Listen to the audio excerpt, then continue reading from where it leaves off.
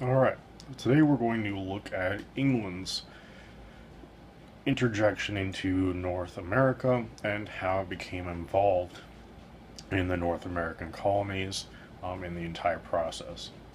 England was not really interested in the 1500s in getting involved in the exploration of North America or any sort of colonies at that point. England was far more concerned with the borders of the British Isles rather than expanding into North America to create colonies. However, that would all change in the 1530s when Henry VIII is going to break with the Roman Catholic Church. This is going to launch the Protestant Reformation in England. Now, part of the motivation for Henry VIII to break with the Roman Catholic Church was one, to get divorced from his wife, which ironically was at first married to his brother, but they were far more concerned with her holdings and her wealth rather than marriage to his brother. But secondly, Henry VIII wanted to break with the Roman Catholic Church to exert more control, more power, and obtain more wealth in England. And so this thrusts the conflict with the Protestant Reformation in England. He's going to create the English Church, which is the Anglican Church. And in the process of divorcing his wife Catherine, he is going to have a series of wives who unfortunately meet their untimely end when he gets angry for not having a male heir. But two of these daughters that come from this marriage, one is going to be Mary, the other one is going to be Elizabeth.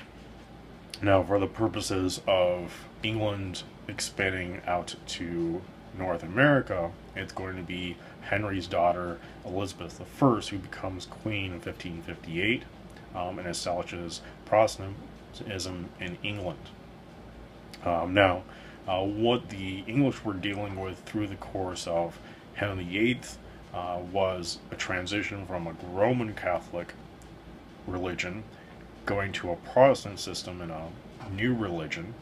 And then once Henry VIII dies, you're going to have Queen Mary, who's going to try to bring England back under the Roman Catholic Church. And then finally, upon her death, Elizabeth I is going to become queen and bring Protestantism back. And so England is having a bit of an identity struggle because at one point, Protestantism is going to be the way to go, and Catholics are going to be persecuted, and then the Protestants are going to be persecuted, and then vice versa.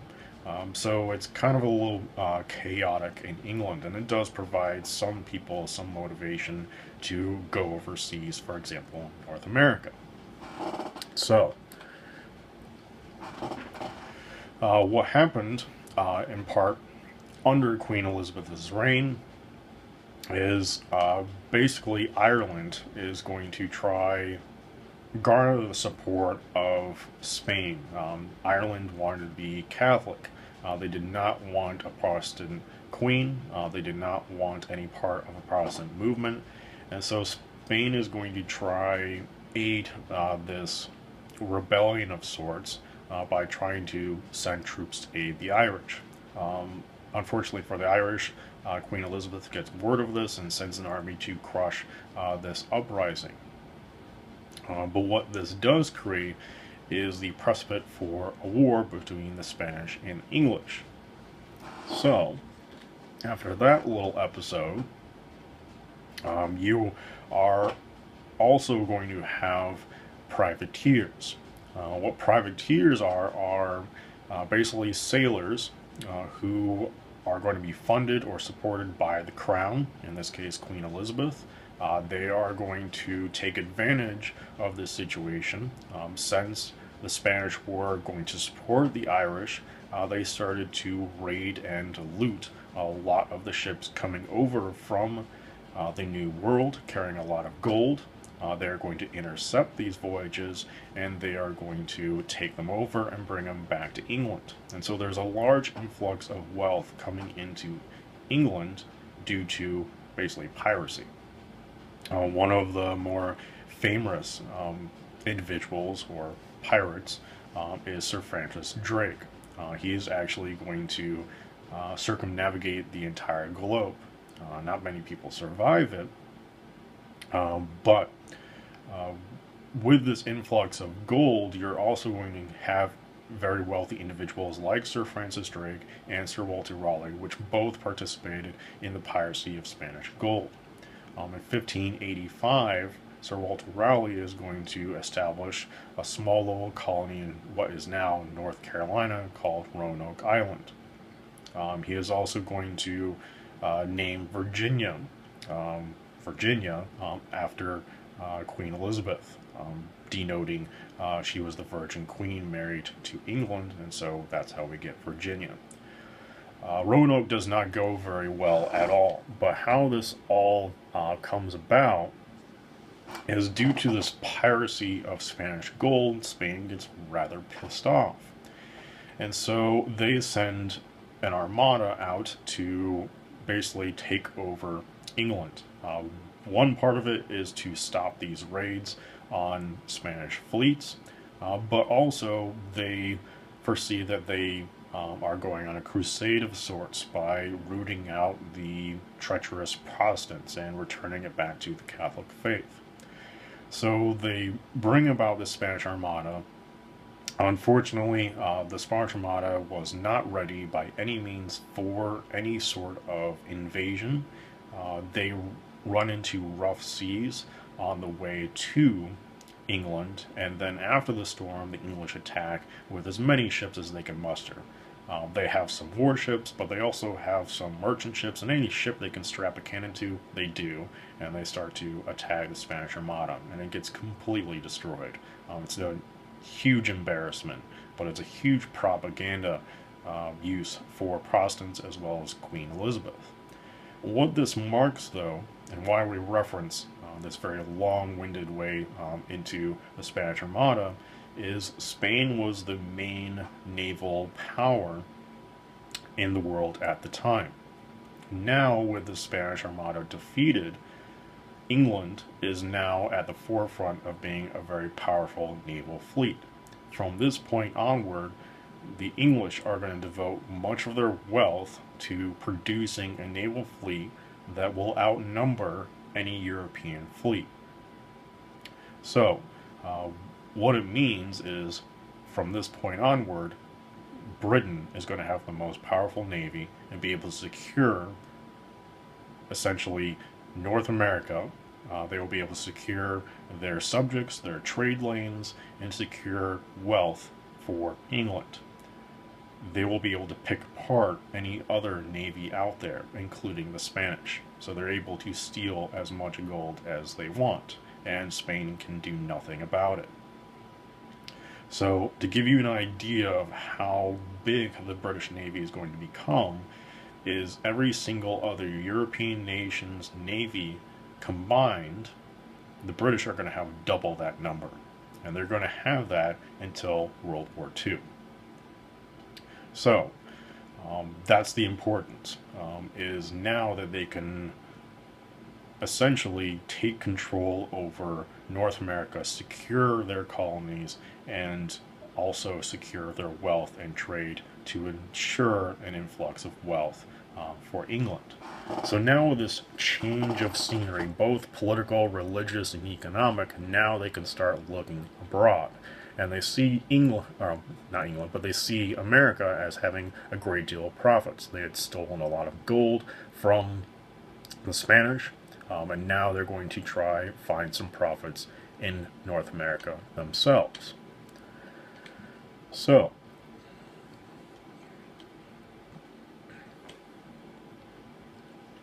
what happened was in the early 1600s, after Queen Elizabeth, England and Spain are going to come to a peace agreement. And with that, that's going to provide the stability to where England can now actually establish colonies and start to colonize North America.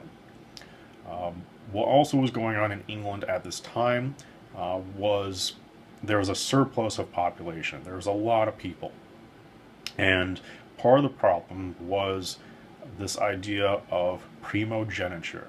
What primogeniture is essentially the eldest son is going to inherit the estate. So if you have four sons, for example, only the eldest son is going to inherit the land and the estate of the family. The other three sons have to figure out what to do with their lives.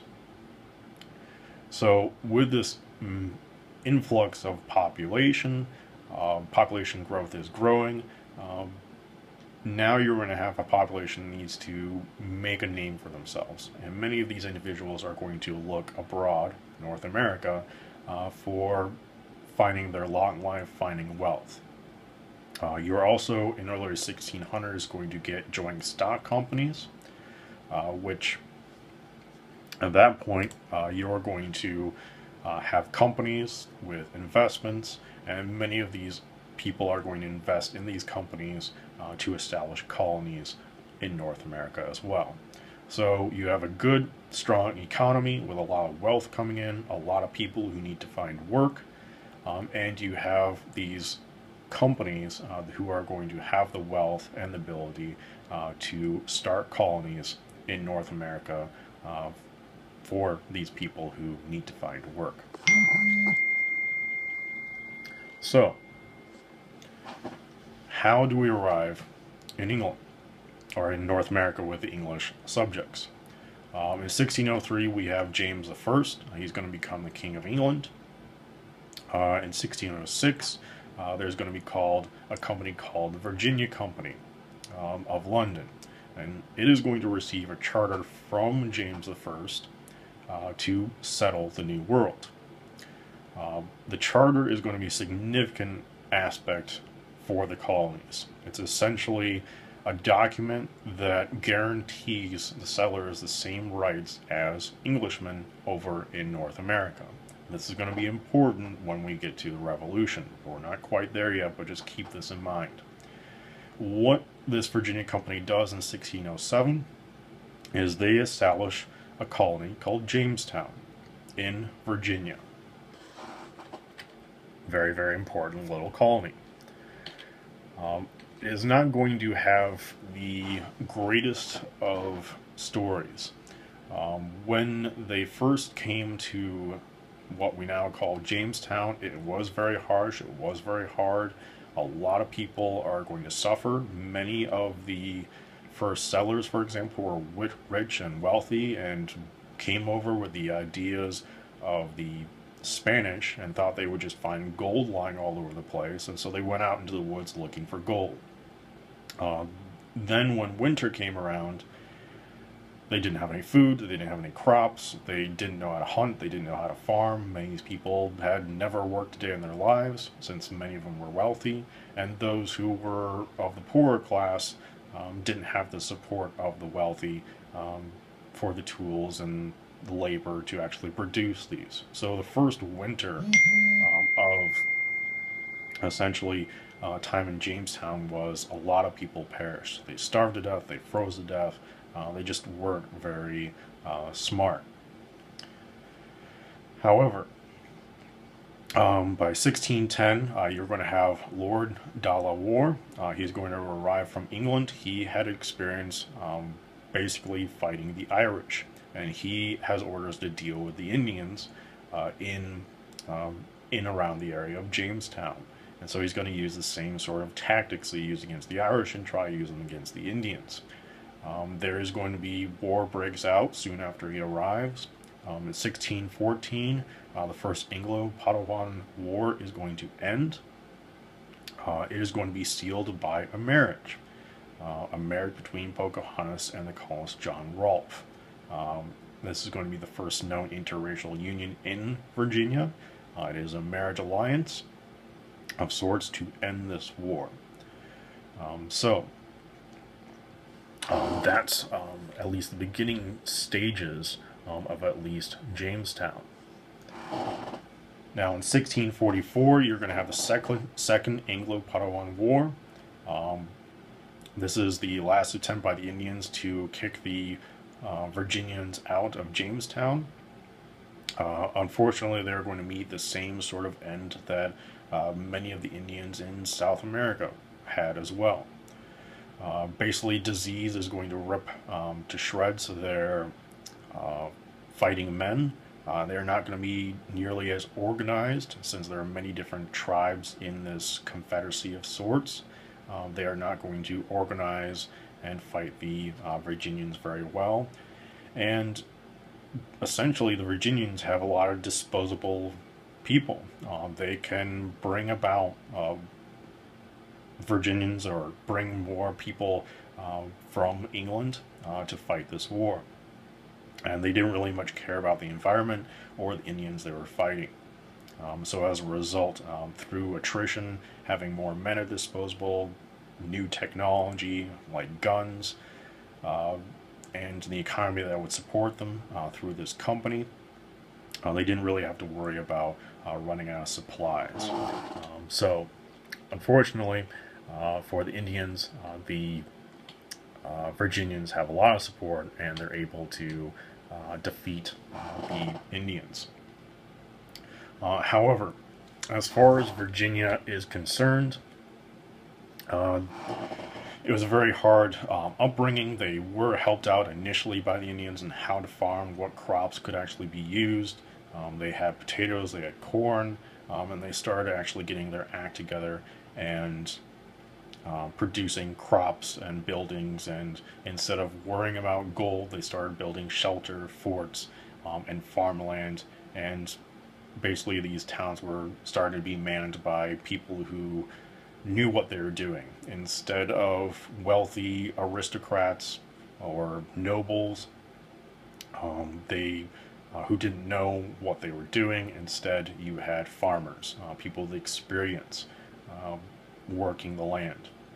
But then in 1612, John Rolfe is going to be exposed to the tobacco culture in Virginia, and he starts to basically create one of the first plantations, at least in North America, or at least the continental North America, and they start to build plantations for tobacco smoke, which would start the trend of certainly nicotine addiction as well as smoking in Europe.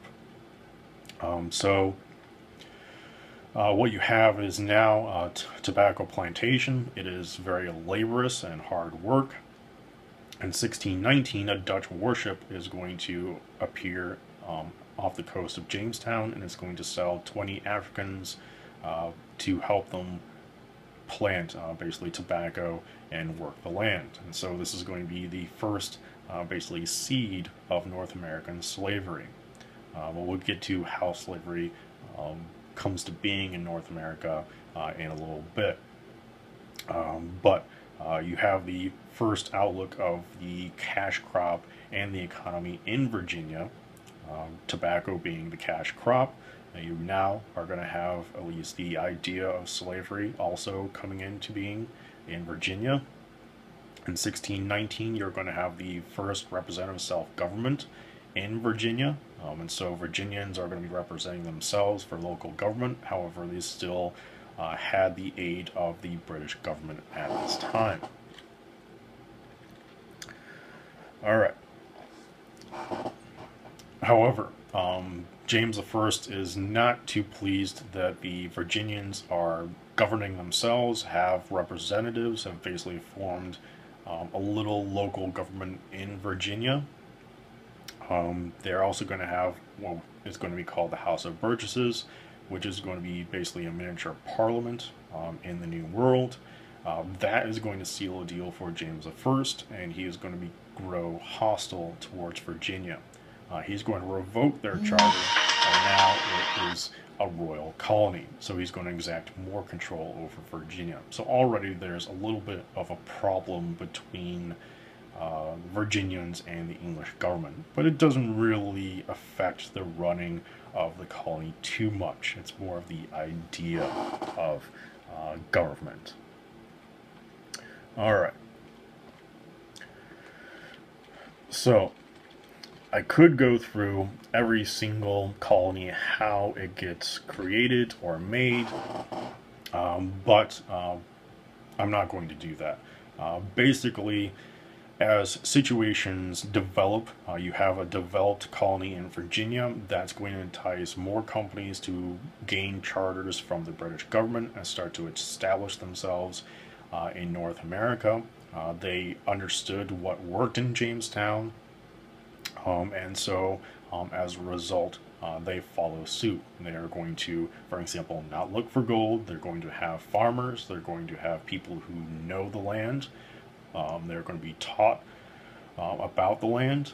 They're going to bring farmers and people who can basically manufacture goods to survive. They're going to build fortifications. They're going to build homes, and they're going to build basically farmland to survive the first year, and then expand from that point.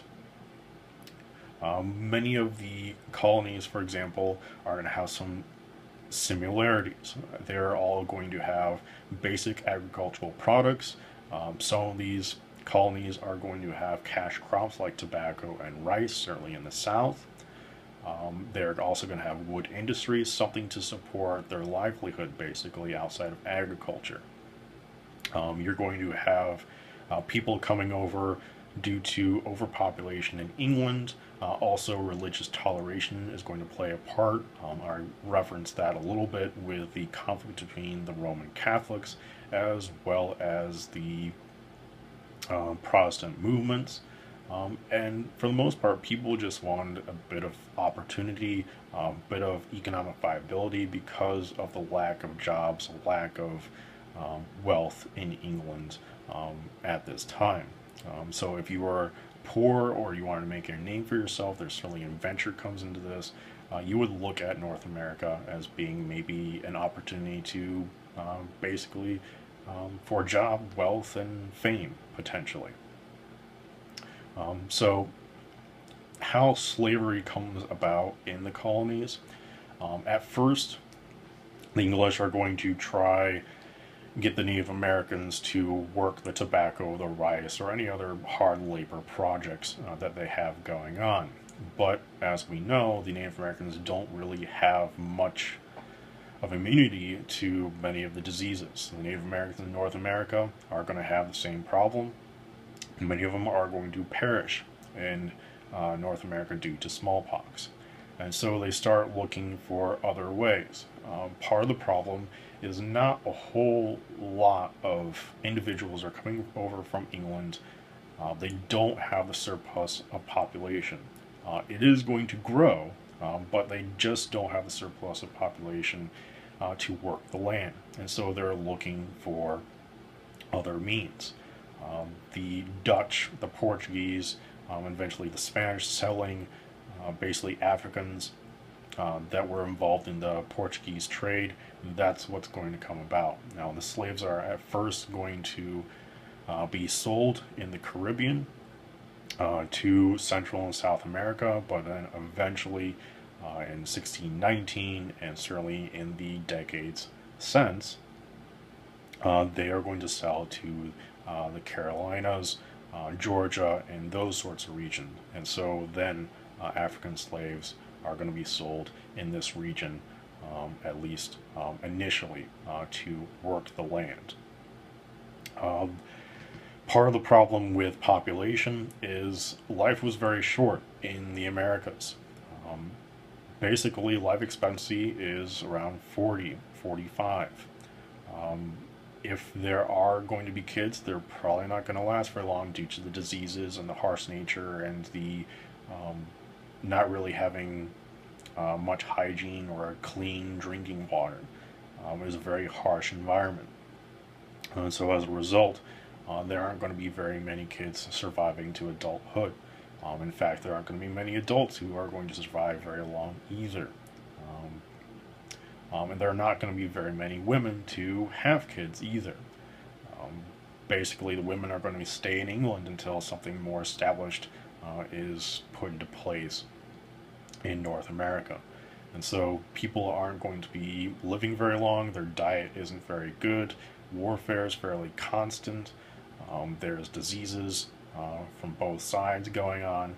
And so Basically, the colonists see slavery as a way to get some of this work done. Now, things are going to progress and get better, but it is going to take quite some time. That was a very brief overview of how Jamestown gets established, and some of the relationships between the Native Americans as well as the English in the colonies, and then a little bit on how the English are reacting to this newfound uh, independence as well as economy, and some of the reasons why the English are coming over. But we'll get to quite a bit of how life is like and the relationship between the colonies and the English, and certainly much later times.